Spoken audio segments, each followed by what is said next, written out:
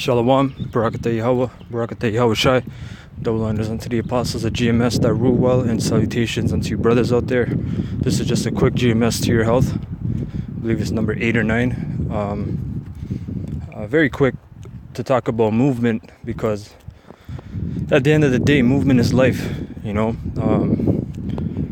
We as an Israelite society back in the ancient world, we actually had a society, we had a structure, we had a government, we had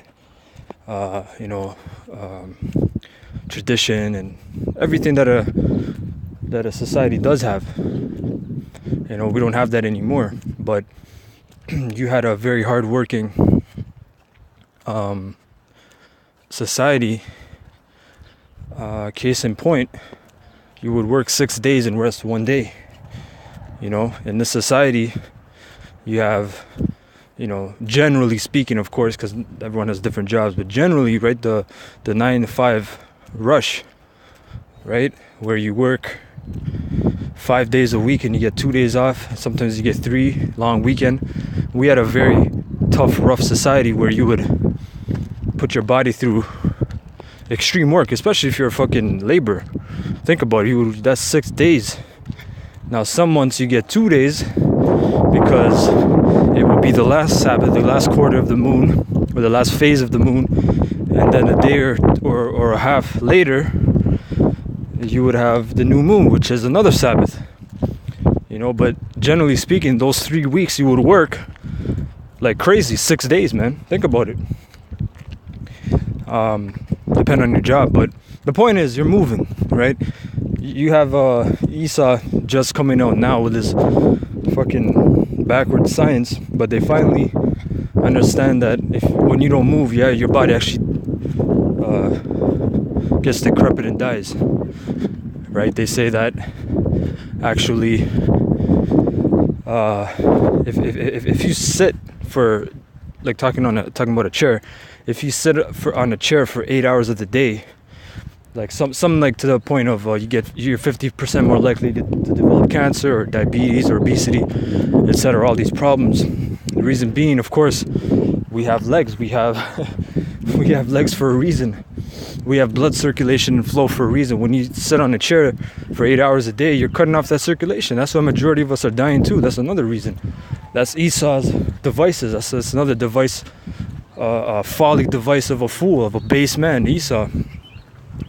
Right? Because again, go to the third world countries, and in the third world countries, you'll see a lot of them don't have chairs, man. They'll sit for dinner, like the Mishmalites or Elamites in Afghanistan. They'll actually sit, have their dinner, and then they'll walk about. You got Esau, go to Costco. Esau has fucking portable chairs, man. Portable lawn chairs. You could sit anywhere. You're killing yourself. You're supposed to walk at least. No one's talking about doing some CrossFit training, some Ironman training, some bodybuilding. But walking in itself is a workout, which I just really learned because I walk my whole life, man. I walk even now where I have a vehicle. I still walk to places that I can walk.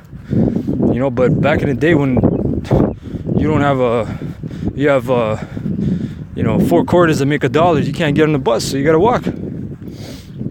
I would walk maybe 2 hours, maybe 2-3 hours, just walk. And I would never know that was actually a workout for me. I just did it because number one, I had to. I didn't have transportation. Number two, you actually enjoy it because it's very calming. You got some music going, or you're just meditating or doing a lesson like I am now. I'm just on my walk right now. But the point being is, you brothers out there, for you that have serious weight issues, man, because there's brothers that are afflicted. There's all kinds of brothers that have different kinds of ailments and whatnot. You brothers that are very afflicted, don't go to this crazy weightlifting, dumbbell, sprints, fucking cardio. You can start off with even fasting, right? You can start off with a thing called intermittent fasting, IF for short. Basically, you eat for 8 hours a day. You choose, you plan your meals, and for 16 hours a day you fast. You drink your water, but you don't consume anything with calories. And there's a lot of research behind this, and we did this in the ancient world too. Okay, the men went out to hunt. Sometimes you would just have nuts, seeds, and berries. You don't have your meat. What the fuck you have your meat? How you carry your meat? When Gad or Reuben or Issachar, you go on your hunts. You know what I'm saying? How you gonna carry your meat? You have a portable fridge or a freezer? You know? You may be lucky and just kill something one night and eat it, but majority you're eating things on the go, and when you're eating things on the go, you have to conserve because you don't know when your next meal is. So you would fast a long time, but you would still stay in shape. You would still be ripped and still be strong, and you would consume those calories just for your basic needs that your body the nutrients your body needs, right? So at the end of the day, for your brothers out there that are afflicted, just start off with that, even in itself. Then start off with your walks, but start off with a fasted walk. Okay, you may not even have to start off with a fasted walk, just start off with walks and then work up to fasted walks, because you might feel dehydrated or just lightheaded because your body is not used to what it's getting. And it's not starvation mode like Esau pushes. If your body goes into starvation mode when it's very, very, very depleted of minerals and nutrients. That's when your body goes into starvation mode, when literally it's the last straw. All right. But again, let me bring this out. Let me stop talking. This is Sirach 30 and verse 14. Better is the poor being sound and strong of constitution than a rich man that is afflicted in his body. You see, then that speaks volume. That speaks multitudes, man. All right, because you can have the resources and money and power all you want, but if you're a rich man afflicted in his body and you have a sickness that these doctors can't understand, let alone cure, you're living your life on a time clock, which we all are, but you actually can see your time winding down very fast. So it's not it's just no point, man. You might as well give away your money because you can't even enjoy it. How the fuck are you gonna enjoy your life? You go out to a vacation, you have to watch your high blood pressure and or whatever thing you have. You can't even enjoy proper food or all these things, right? Verse 15, health and good estate of body are above all gold, and a strong body above infinite wealth, man. So we gotta get our mind strong, man. We gotta get our, these things aren't in the scriptures for no reason. But again, we were a society that was with movement, we work within the seasons. We know how the times change. Like it tells you, Wisdom of Solomon, he knew the alterations and turnings of the sun and all these things, right? And if you look at it, we always change. Nothing stays the same, because even in the Sabbath, because we're going off Esau's Gregorian calendar, right?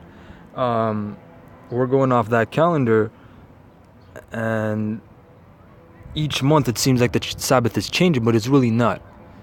Because this month is Monday to Tuesday, next month is Wednesday to Thursday, next month the moon is if you follow the moon doesn't change. If you're following the calendar, it looks like the moon changes every time, but it's the same, really. But we're a society of movement and adapting. So you have to adapt, man. You can't stay stagnant. Movement is life, man. So again, your brothers out there, you go on your fasted walk, because when you fast, your body doesn't have the calories it needs to burn for energy. So what does it look for? Mainly it looks for fat. It can burn muscle, which is another topic. But again, you brothers out there that are obesity, you're not looking to build muscle right away. You will have your muscle from your walks even in itself, because you're moving. You're using your thighs, your calves, all these tendons and ligaments. You're using them. You're walking. Walk for an hour. Just take an hour walk fasted for a week, and you'll see the change, man. You might, if your brothers are really overweight, obese, you might drop 20 pounds right there, because that's a lot of water weight coming out. But verse 16, there is no riches above a sound body, and no joy above the joy of the heart or mind. Because if you're afflicted in your mind, that is a terrible thing. That's horrible. Death is better than a bitter life or a continual sickness, which we are in a bitter life, and sometimes brothers do get sick, but